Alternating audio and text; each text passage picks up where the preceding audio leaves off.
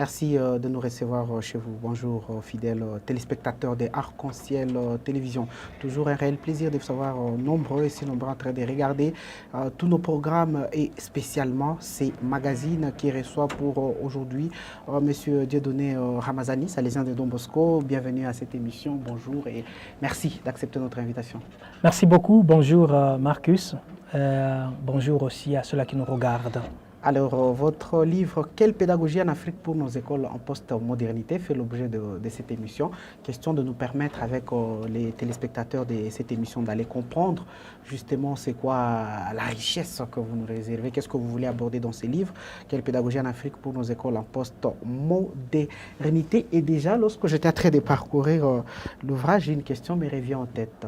Quelle est l'intention de l'auteur des livres que vous êtes dans ces livres? Quelle est votre intention? C'est de connaître tout ce qu'il y a aujourd'hui comme facteur qui peut influencer l'éducation formelle, ou c'est d'aller connaître justement tout ce qu'on a aujourd'hui comme vertu, soit valeur pour arriver à donner les succès à l'éducation formelle? Moi, je trouve qu'au pays, déjà, ils connaissent les facteurs. Okay. Donc, ils ont l'idée des facteurs, ces facteurs-là, mais ils n'appliquent pas tous ces facteurs.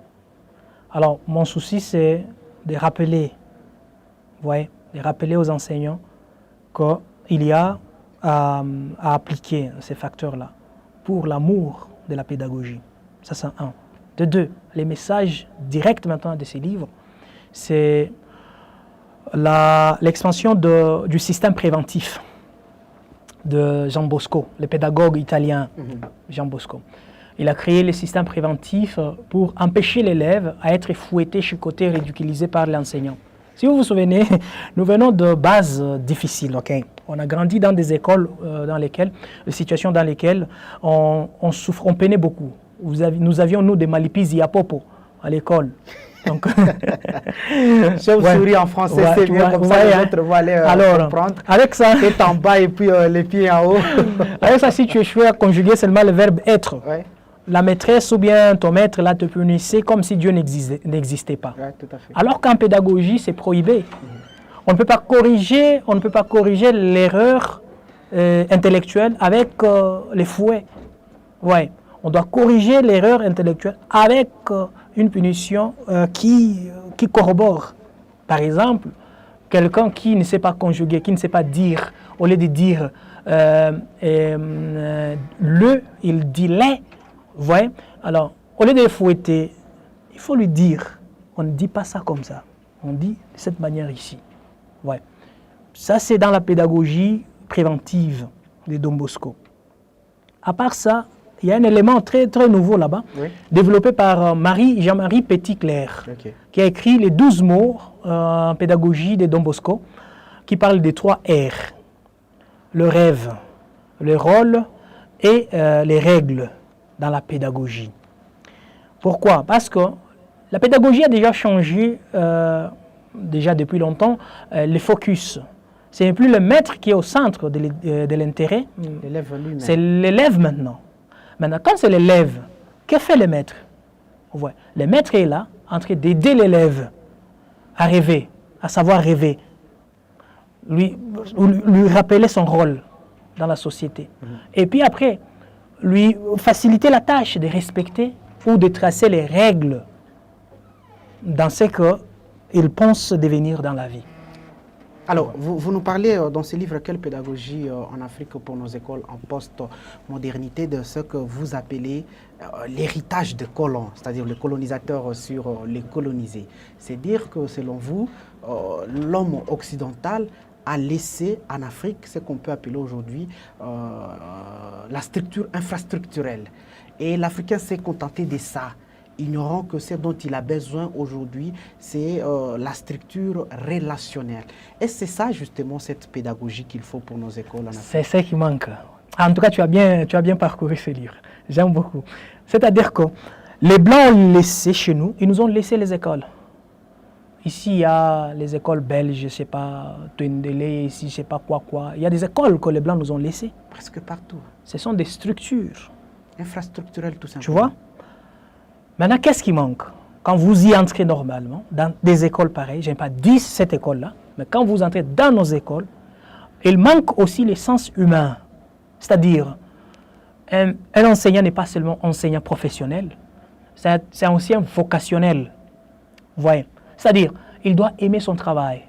Il doit être là pour demander même à l'enfant, mais comment tu es venu? À pied? Comment va la maison? Tout le monde va bien? Ici, viens, on apprend. On dit A, E, I, O, tu vois, tout ça. L'élève, le maître doit être là à côté. Et puis, le maître ne doit pas être là, là seulement compter les heures. Ouais. Il doit être là aussi, aider l'élève. Parce qu'il y a une nouvelle méthode que je suis en train pas de développer, mais d'inciter au Congo, surtout nous au Congo ici, d'appliquer. Ça s'appelle méthode des pixels.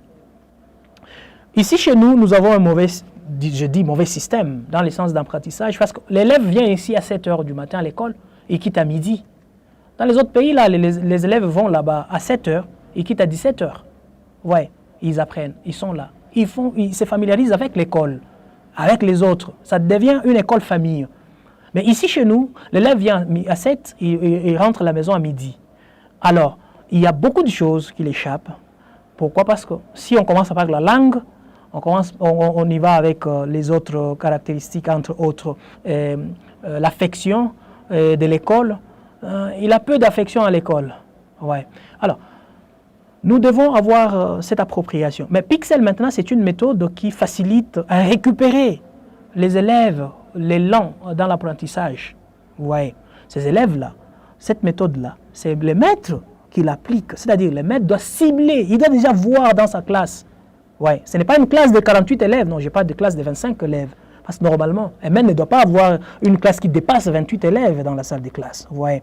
C'est déjà, ça devient une charge pour les maîtres. Alors, et puis, nos maîtres d'aujourd'hui, ils doivent refuser, mais ils acceptent. Pourquoi? Ils violent déjà les principes de la pédagogie. Tout à fait. Maintenant, quand vous avez dans une classe de 25 ou 28 élèves, 2-3 élèves qui ne s'adaptent pas rapidement à la même onde avec les autres, les maîtres les ciblent, après les cours, ils les récupèrent.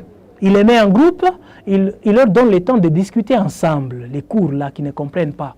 C'est ça, méthode Pixel. Mais ici, chez nous, on attend seulement les maquis. Et où le maître ne sera même pas là. Un autre aspect très important dans ces livres, quelle pédagogie en Afrique pour nos écoles en post-modernité, c'est ce que vous appelez l'éducation standardisée. Quelles sont ses conséquences justement en Afrique aujourd'hui? Les maîtres, c'est que quand nous allons en Europe, on nous dit non, écoutez, nous, Africains, nous devons reprendre certaines années, surtout nous, Congolais. Quand nous allons faire, par exemple, la licence en Europe, vous devez faire, au lieu de 2 ans, au lieu d'une année plus 2 mois, vous devez faire 3 ans, parce que vous devez récupérer d'abord une année pour standardiser, c'est-à-dire rendre votre éducation standard à l'éducation européenne. Mais je me dis, ce sont les mêmes enseignements qu'ils nous ont laissés, le même livre, les mêmes infrastructures. Vous voyez maintenant. Alors, où est le problème? Peut-être eux, ils ont vu déjà les problèmes chez nous, que nous n'avons pas vus directement. Mais moi, je suis en train de les voir. Le problème ici chez nous, c'est... Nous, ici, nous étudions l'histoire de tous les continents. On étudie l'histoire des Chinois, les histoires de quoi là. Mais ici, chez nous, il y a l'histoire de Mangoubetu. Qu'on ne connaît pas. Voilà, vous voyez, qu'on ignore ici chez nous. Il y a l'histoire, par exemple, ici de Monomotapa, que certains parlent, mais les autres, beaucoup ne parlent pas. Mais quand vous demandez l'histoire, par exemple, de Charles de Gaulle, je sais pas, vous voyez, nous devrions être en Afrique, nous focaliser d'abord avec l'enseignement qui concerne beaucoup plus l'Africain et l'Afrique comme son continent, afin de renforcer en Africain la capacité de défendre son Afrique quand il sera de l'autre côté, sans palpiter, sans bégayer de l'autre côté. Vous voyez. Alors, ça, c'est un problème. Donc, standardiser, moi, je dis que quand vous arrivez en Europe, vous dites à un jeune Européen, vous lui dites, surtout que lui te dit, quand il te voit, il te dit, salut moi, Keïta. Mais Keïta déjà parlé, non? Vous sentez déjà, c'est au Mali, quelque chose au Mali, là-bas, Afrique de l'autre côté. Oui. Mais moi, je suis congolais. Il dit, salut moi, mon ami Keïta. Mais lui pense que l'Afrique, c'est seulement un seul pays. La géographie, même la philosophie africaine, n'est pas étudiée dans les programmes cursus européens. Mais c'est ici, nous apprenons maintenant. Nous étudions tout cela. Vous voyez. C'est-à-dire nous sommes de vraies encyclopédies de Diderot et d'Alembert. Nous sommes de vraies encyclopédies en Afrique que nous privilégions beaucoup plus là-bas et nous négligeons l'enseignement, par exemple, de chez nous, ici, avec des Anta Diop. C'est magnifique, c'est vraiment parfait parfaite votre intervention. Et du coup, la question, elle est simple. Les États africains aujourd'hui, qu'est-ce qu'ils doivent faire pour arriver à donner à leur jeunesse une matière qui doit cadrer, qui doit les aider justement à consolider leur identité? Alors, je ne suis pas contre les colonisateurs, mais je suis contre le fait de nous laisser imbiber dans les langues des colonisateurs et de prendre ces langues-là comme des valeurs premières pour la définition d'un Africain. Ouais. Moi, je trouve qu'aller par exemple en Tanzanie, vous allez vous rendre compte que c'est ça, ce qui doit être fait aussi à un moment. L'enseignement se donne en Swahili. Vous allez même aussi en italien. Ce sont des Italiens, ce sont des Européens. Ils devaient apprendre les langues européennes, entre autres français et anglais. Ouais, mais en italien, c'est en italien l'enseignement. Mais vous venez ici chez nous, nous avons 4 langues nationales, s'il vous plaît, je vous l'ai dit, mais on apprend tout en français. Quand un enfant ose seulement de parler en Swahili en classe, on le fouette. Voilà. Et j'étais victime de cela beaucoup de fois. Vous arrivez en Tanzanie, à l'école primaire, ils ont tous les cursus primaires en Swahili. Ce qui est bien et ce qui facilite l'enfant déjà de se familiariser avec les termes scientifiques dans sa langue maternelle. Parce que, de un, il rêve en Swahili, il marche en Swahili, il mange en Swahili, il se lave en Swahili, il s'habille en Swahili. Alors, quand il va à l'école, il doit étudier aussi en Swahili. Ce qui est contraire ici au Congo. Et ça décourage, ça énerve. Donc, on te faisait porter les badges. Tu as parlé à Swahili, tu vas écrire 1000 fois, je ne parlerai plus à Swahili. Moi qui étudiais en chose à Lituri, par exemple à Bunia, à Nyakasanza, nous avions quelque chose de squelette, mais crâne de quelques, je crois, d'une personne. Pour te faire peur. Alors, dès que tu passes seulement Swahili, on te fait porter cela.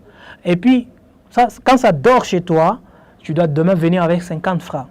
Ouais, c'est que ça pesait chez nous à l'époque, 50 francs. C'est beaucoup. D'ailleurs, les Minerval, c'était à 150 francs, 350. Donc, vous payez déjà quelque chose d'un tiers de. Et puis, vous devez écrire, vous devez reproduire 1000 fois. Je ne parlerai plus en Swahili. Alors, un autre sérieux problème avec l'éducation formelle ici, chez nous, en Afrique post-moderne d'ailleurs, c'est ce que vous venez d'évoquer aussi tout à l'heure. C'est qu'on ne parvient pas à distinguer la vocation et la profession d'enseignant. Ça pose un sérieux problème. Oui, l'enseignant, normalement, c'est un éducateur. Vous voyez, il ne reste pas enseignant seulement dans la salle de classe. C'est ce qu'il y a ici dans nos écoles. Mais dans les systèmes préventifs, Don Bosco est en train de proposer les assistants. C'est-à-dire, dans la vocation de l'enseignant, il y a aussi un sens d'assistance. Je ne reste pas seulement enseignant dans la classe, je suis aussi assistant. C'est-à-dire, un enseignant qui donne cours, il doit passer dans les rangées là-bas, vérifier ce que l'élève écrit comme d'habitude, prendre même les doigts de l'enfant et lui dire, mais la calligraphie là, toi tu l'as fait tout. Il faut faire comme ça, pour aider l'enfant à bien écrire. Ça c'est un. De deux, l'enseignant doit descendre dans la récréation, dans la cour de récréation avec les élèves. Observer comment est-ce qu'ils sont en train de se comporter. Pas seulement rester loin des élèves, mais participer aussi au jeu avec les élèves, non? Participer, donc jouer avec eux. Parce que quand vous êtes là, déjà, vous reflétez dans les jeux de l'enfant déjà une image de discipline, de respect entre les confrères. Parce que quand les enfants ne sont pas assistés par les enseignants, il y a toujours des paroles difficiles, des jeux brutaux entre eux, alors qui peuvent aussi... Alors, l'enseignant comme enseignant professionnel, il est là, il attend son salaire. Mais l'enseignant comme enseignant vocationnel, il est là, il vient avant l'heure, c'est-à-dire avant l'heure d'entrée, il est là à l'école, il assiste, parce que normalement l'enseignant doit être devant la porte de sa classe là. Et il arrange ses élèves, il les fait attendre d'abord l'hymne, parce que chez nous, les colonisateurs nous ont laissé le système des hymnes, alors qu'en Europe, il n'y en a pas, ils entrent comme ça dans les salles de classe. Et puis après, les élèves, après là-bas, ils doivent rester écouter les mots du matin, à côté de leur enseignant. Il les fait entrer. À la sortie, même chose. L'enseignant peut les guider. L'enseignant, il reste là à l'école pour les accueillir, par exemple, les matins, là, en souriant. Bienvenue à l'école, tout ça, tout ça. Donc, ça fait c'est ça la vocation d'un enseignant. Donc, vous êtes éducateur. Parfait, c'est vraiment très magnifique. Et ce livre a tout son sens. Hein. Quelle pédagogie en Afrique pour nos écoles en post-modernité. Parlons du fouet comme punition, non seulement pour les enfants à la maison, donc il suffit d'une petite erreur pour qu'on vous fouette. D'ailleurs, vous avez peur, papa va me frapper. Mais aussi à l'école, aussi le fouet, c'est même ça la punition. Alors, dans un contexte purement africain, y a-t-il pas d'importance aussi quelque part du fouet sur le processus d'apprentissage? Normalement, les fouets, selon mon analyse tout de suite, étaient venus avec les colonisateurs. Je reviens encore là-bas. Pourquoi? Parce que quand il est venu avec deux choses. Le premier, quand il est venu, il a vu que ça échouait, sa mission. Alors, il a fait appel aux missionnaires qui sont venus, mais ils sont venus avec deux choses. À la main droite, ils sont venus avec la Bible. À la main gauche, ils sont venus avec les fouets. Alors, j'ai fait le contraire. À la main gauche, la Bible. À la main droite, les fouets. C'est-à-dire, même dans nos catéchèses à l'époque, tu apprenais la Bible, on te fouettait. Si tu récitais mal les Notre Père, on te fouettait. Dans certaines catéchèses aujourd'hui, catéchisme, les enfants apprennent avec les fouets, les catéchistes est là, avec les fouets en main. Vous voyez, ce système est resté. Et à l'école, c'était encore plus pire que c'est resté. Mais est-il important d'avoir les fouets dans notre système éducatif en Afrique? En Tanzanie, c'est encore plus pire, les fouets. Là, ça ridiculise même, tu vois. Ça fait peur. Ça démoralise l'attention de l'élève. L'élève ne se concentre plus. Il a même peur de venir à l'école. Et il reste avec un mauvais souvenir de l'école quand il finit l'école. Pire encore, avec un mauvais souvenir de tel enseignant qui le fouettait beaucoup. Ouais. Alors, nous allons à l'école, non pas pour avoir peur de l'école, mais pour nous familiariser avec ce qui se donne à l'école. Alors, comment est-ce que ça se donne? Ça se donne sans fouet, sans intimider l'attention de l'élève. On ne doit pas l'intimider, l'élève. On doit les pousser avec beaucoup plus d'affection. C'est ça le troisième pilier de la pédagogie de Don Bosco, l'affection. Alors, il faut beaucoup, dans la vocation de l'enseignant, il y a affection. Il faut beaucoup aimer d'abord ce que tu donnes pour permettre à l'élève aussi de l'aimer. Alors, si tu aimes beaucoup les fouets, tu dois aussi aider les élèves à aimer les fouets. Non, mais il faut aimer la matière que tu donnes, l'enseignement comme hobby, et puis laisser aimer aussi l'élève, faire aimer aussi l'élève l'environnement de l'école et se familiariser avec les cours. Ce qui fait que d'ailleurs beaucoup d'élèves aujourd'hui, quand c'est le matin, ils se disent je vais m'attendre encore à une autre punition. Ça devient compliqué. Et il a peur d'aller à l'école, il a peur du maître plutôt. Quelques années plus tard, comme vous l'avez dit, les souvenirs sont encore dans sa tête. L'élève apprend donc par force, puisqu'il sait qu'il y a les fous. Alors, quelles sont pratiquement aujourd'hui ce qu'on peut appeler recommandations par rapport à ces livres? Recommandations pour arriver justement à une bonne éducation formelle dans nos écoles en Afrique en post-modernité. J'ai énuméré là-bas les éléments les facteurs qui influencent la pédagogie ou bien l'éducation formelle, notamment, entre autres les syllabus, les curriculums, le planning, les leçons, plan du cours, les journaux, l'habillement, la discipline, les ports d'uniforme, les respects aux hymnes, tout cela, la langue d'enseignement, l'influence, donc l'implication des parents, tout ça influence, ok? Moment d'inscription, tout ça. Dans ces livres, il y en a. Maintenant, nous devons éveiller la conscience, surtout, de l'État congolais, des écoles africaines, de l'État africain.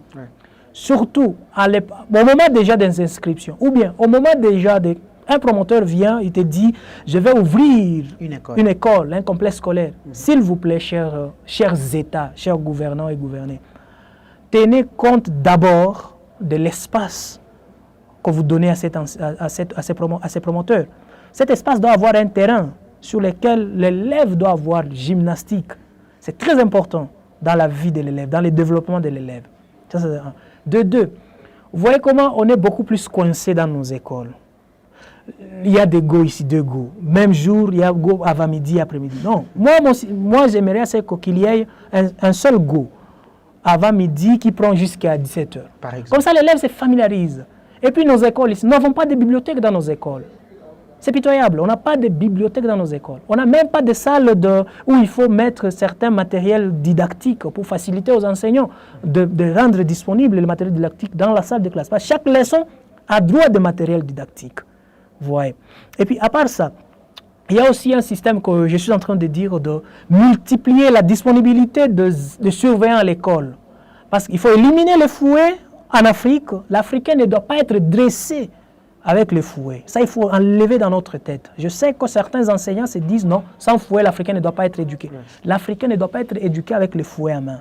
Ça, on doit enlever. Okay? L'Africain doit se familiariser. Maintenant que c'est ce qu'il doit apprendre et qu'il apprenne dans sa langue maternelle. Vous voyez. Permettez l'enfant comme ça pour nous permettre d'être responsables parce que nous sommes faibles. Vous allez à Kinshasa, vous demandez à un élève une question en français qui peut prendre 1 minute, mais c'est déjà charabia.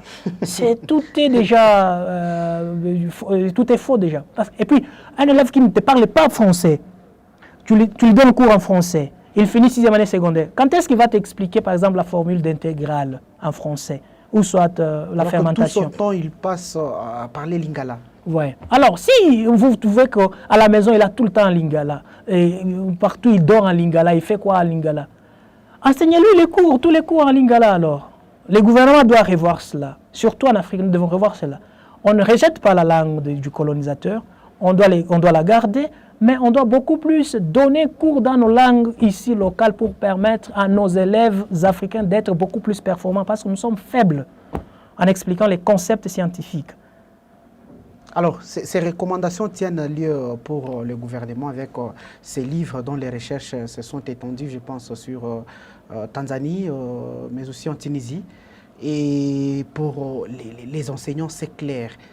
Il faut faire la différence entre la vocation et la profession d'enseignant. Comme ça, on sait aussi restructurer l'infrastructure blanche par aujourd'hui la structure pratiquement relationnelle. Ce sont là les recommandations à d'autres niveaux. Ça, c'est très important. C'est très important parce que nous devons quitter ces stades-là. Vous voyez la différence quand vous venez chez nous, dans nos écoles, par exemple salésiennes, je m'excuse. Okay. Il y a beaucoup plus relationnalité, famille. Il y a beaucoup plus l'esprit des familles. Mais quand vous allez dans les écoles publiques, les écoles de l'État, je l'ai dit ouvertement. Dans des pays africains. Là, le directeur, c'est un roi. Il dicte, il gronde, même aux enseignants, devant les élèves. Ceux qui ne respectent pas la dignité de la personne, le respect de la personne. Ouais. C'est déjà un problème. Parce que chacun a droit au respect, même au respect de sa parcelle de dignité devant les autres. Alors, nous devons avoir... créer beaucoup plus l'école qui nous crée comme frères entre nous, pas comme subalterne, chef, je ne sais pas quoi, qui dicte, qui fait quoi. Vous voyez, c'est ça.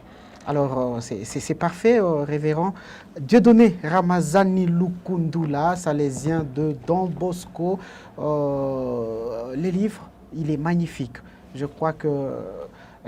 il peut être distribué dans plusieurs écoles. Pourquoi pas? Question d'édifier les enseignants aujourd'hui, les chefs d'établissement. Mais je ne sais pas, à Lubumbashi, comment les retrouver.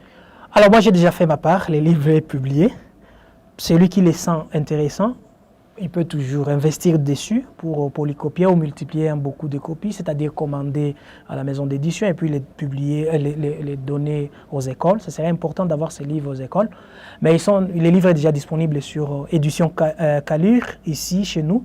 Mais sur l'Internet, déjà, par exemple, c'est publié sur la maison d'édition universitaire européenne. Ouais. C'est-à-dire que les livres se trouvent déjà sur les plateformes partout où vous trouvez. Pour payer les livres, il y en a partout. Il y en a déjà. Sur l'Internet, surtout, vous écrivez juste Dieudonné Ramazani, tous mes livres sortent, et puis vous pouvez commander lesquels vous plaît, et puis ça Parfait. Comme vous l'aviez dit, tous les livres, ça signifie que vous avez déjà beaucoup écrit. Je rappelle tout simplement que vous êtes gradué en philosophie d'art et en éducation près de l'Université catholique de l'Afrique de l'Est au Kenya, Nairobi. Merci d'avoir accepté notre invitation. Ça a été un réel plaisir d'échanger avec vous. Le plaisir est le mien. Merci beaucoup de m'avoir accueilli sur votre plateau. Et merci beaucoup à toute l'équipe qui vous accompagne tous les jours. Merci beaucoup et merci à vos fidèles téléspectateurs de toujours nous regarder. Au revoir et au prochain numéro.